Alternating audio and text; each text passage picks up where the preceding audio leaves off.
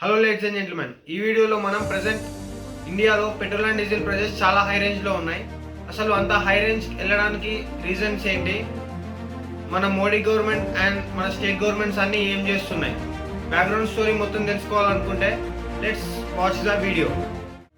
Okay, first let's see price breakup for petrol. ఇప్పుడు నేను ఢిల్లీలో ఉన్న పెట్రోల్ ప్రైస్ని ఎగ్జాంపుల్గా తీసుకొని చెప్తాను చూడండి. మీ అందరికి తెలిసిందే, పెట్రోల్ ప్రైస్ అనేది స్టేట్ టు స్టేట్ వేరీ అవుతూ ఉంటుంది. ఈ ఎగ్జాంపుల్ యొక్క నెంబర్ అనేది కూడా స్టేట్ టు స్టేట్ చేంజ్ అవుతుంది, but logic is the same. మీరు ఇప్పుడు పెట్రోల్ ప్రైస్ ఎలా ఫిక్స్ అవుతుందో చూడండి. ఫస్ట్ ప్రైస్ టు డీలర్ అంటే బేస్ ప్రైస్ ప్లస్ వ్యాట్, ఇది state government tax plus excise duty, ఇది central government tax plus dealers commission, petrol pump యొక్క డీలర్ కమిషన్. మీరు ఇప్పుడు అండర్స్టాండ్ చేసుకోవాల్సింది ఏంటంటే the prices of fuel is govern by international market. International మార్కెట్లో crude oil prices ఎలా ఉన్నాయో చూడండి. 1 బ్యారెల్కి WTI crude oil $73.75. WTI crude oil belongs to USA. Brent crude oil ఇది $75.11. Brent crude oil belongs to Europe's North Sea. మన country crude ఆయిల్ని OPEC countries నుండి import చేసుకుంటుంది. OPEC oil largely controlled by African and Middle East countries. OPEC country oil price $71.56.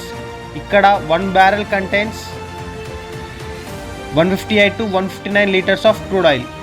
అంటే OPEC country crude oil price $71.56. కాబట్టి Indian కరెన్సీలో almost 5,000 to 6,000 rupees.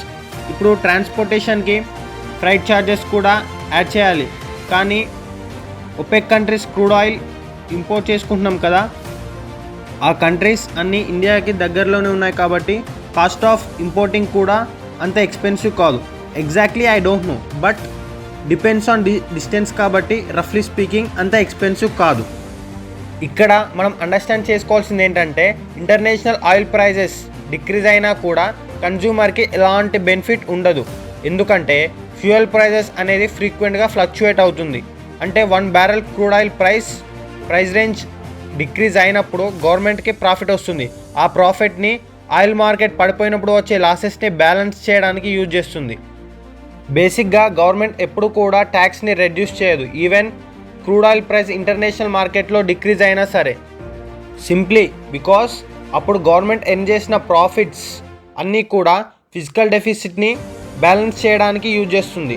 Physical deficit అంటే government income కన్నా expenditure ఎక్కువ ఉంటే దాన్నే మనం ఫిజికల్ డెఫిసిట్ అంటాం. సో ఆ ఫిజికల్ డెఫిసిట్ని బ్యాలెన్స్ చేయడానికి క్రూడ్ ఆయిల్ ప్రైజెస్ ఇంటర్నేషనల్ మార్కెట్లో తగ్గినా సరే ఆ బెనిఫిట్ని కన్జ్యూమర్కి రానివ్వదు. అంటే మనకి ఎలాంటి బెనిఫిట్ ఉండదన్నమాట. ఇప్పుడు మనం క్లియర్ కట్గా break down of fuel prices in India ఎగ్జాంపుల్గా ఢిల్లీని తీసుకొని చూద్దాం. ఢిల్లీలో పెట్రోల్ పైన 54.71 రూపీస్ ట్యాక్స్ ఉంది. ఆ 54.71 రూపీస్లో 21.81 రూపీస్ ఏమో వ్యాట్, వాల్యూ యాడెడ్ ట్యాక్స్, ఇది స్టేట్ గవర్నమెంట్ ట్యాక్స్ అనమాట. 32.90 రూపీస్ అంటే ఇది ఎక్సైజ్ డ్యూటీ, ఇది సెంట్రల్ గవర్నమెంట్ ట్యాక్స్. 3.79 రూపీస్ ఇది డీలర్స్ కమిషన్, అంటే పెట్రోల్ పంప్ ఓనర్ కమిషన్ అనమాట. టోటల్గా 54.71 రూపీస్. ఇది ఓన్లీ ట్యాక్సెస్ మాత్రమే. ఇప్పుడు అసలు పెట్రోల్ కాస్ట్ ఎంత ఉందో చూద్దాం. Cost of refined crude oil plus refinery processing, refinery margins, OMC margin plus freight charges, logistics, ఇవన్నీ కలుపుకొని 32.39 rupees plus 3.60 rupees, totally 35.99 rupees. ఇది అసలు petrol cost. Totally 35.99 rupees plus taxes 54.71 rupees, totally 94.49 rupees. ఇక్కడ మనం observe చేస్తే petrol ప్రైస్లో సగం కంటే ఎక్కువ గవర్నమెంట్ వేసిన ట్యాక్సెసే ఉన్నాయి. ఇక్కడ మనం పెట్రోల్పై వేసిన ట్యాక్స్ తీసుకొని దాన్ని డీలర్స్కి వచ్చే పెట్రోల్ ప్రైస్తో డివైడ్ చేస్తే దాన్ని 100తో మల్టిప్లై చేస్తే మనకి 152% వస్తుంది. అంటే టోటల్గా పెట్రోల్ ప్రైస్లో 152% ట్యాక్స్ డీలర్స్ దగ్గర గవర్నమెంట్ కలెక్ట్ చేస్తుంది. ఆ డీలర్ ఏమో మన దగ్గర కలెక్ట్ చేస్తాడు. ఇక్కడ మీరు నోటీస్ చేస్తే స్టేట్ గవర్నమెంట్ ట్యాక్స్ కన్నా సెంట్రల్ గవర్నమెంట్ ట్యాక్స్ ఎక్కువ ఉంది. అంటే యావరేజ్గా స్టేట్ గవర్నమెంట్ 21 రూపీస్ కలెక్ట్ చేస్తే సెంట్రల్ గవర్నమెంట్ ఏమో 33 రూపీస్ కలెక్ట్ చేస్తుంది. ఎందుకంటే సెంట్రల్ గవర్నమెంట్స్కి ఎక్స్పెండిచర్ అనేది ఎక్కువగా ఉంటుంది. Expenditure in terms of paying salaries, pension to the central government employees, funding government schemes, infrastructure projects etcetera.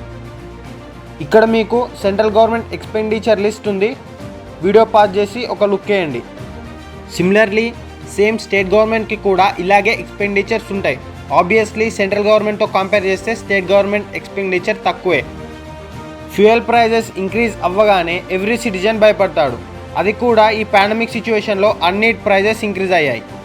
ఇలాంటి సిచ్యువేషన్లో ఫ్యూయల్ ప్రైస్ కొద్దిగా ఇంక్రీజ్ అయినా సరే ఆ భారం, ఆ వెయిట్ అనేది ఎవ్రీ సిటిజన్ పైన పడుతుంది, ఎస్పెషల్లీ మిడిల్ క్లాస్ ఫ్యామిలీస్. ఇలాంటి టైంలోనే ఒక సిటిజన్గా మనం అర్థం చేసుకోవాల్సింది ఏంటంటే నేషనల్ డెట్ అంటే దేశానికి ఉన్న అప్పు ఎవ్రీ ఇయర్ పెరుగుకుంటూ పోతుంది. ఎండ్ ఆఫ్ ద షో లాస్ట్కి వచ్చేసరికి ఆ భారం ప్రతి ఒక్క సిటిజన్ పైన పడుతుంది. సింపుల్గా మీకు అర్థమయ్యేలా చెప్పాలంటే మీ ఇంట్లో ఫ్యామిలీ కన్జంప్షన్ అనేది పెరిగితే, అంటే ఇంట్లో ఖర్చులు పెరిగితే ఆ బర్డెన్ అనేది ఫ్యామిలీ హెడ్ అంటే మన ఇంట్లో ఎవరు డబ్బులు సంపాదిస్తారో వాళ్ళ మీద పడుతుంది.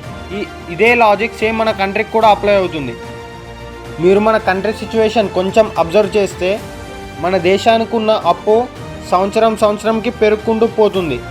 ఇలానే పెరుగుకుంటూ పోతే ఆ బర్డెన్, ఆ బరువు అనేది మన ఫ్యూచర్ జనరేషన్స్ పైన పడుతుంది.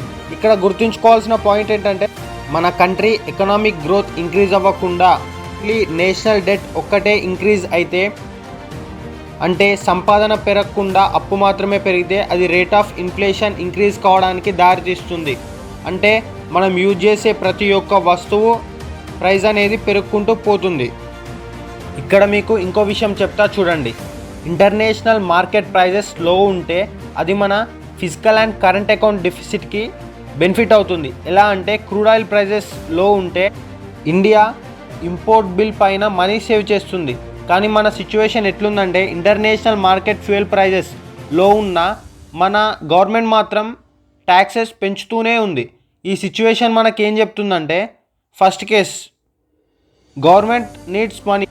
ఎందుకంటే పాండమిక్ వల్ల గవర్నమెంట్ ఎకనామీ బ్యాడ్ సిచ్యువేషన్లో ఉంది కాబట్టి గవర్నమెంట్ క్విక్గా రెవెన్యూ జనరేట్ చేయడానికి ఇది ఒక బెస్ట్ ఆప్షన్.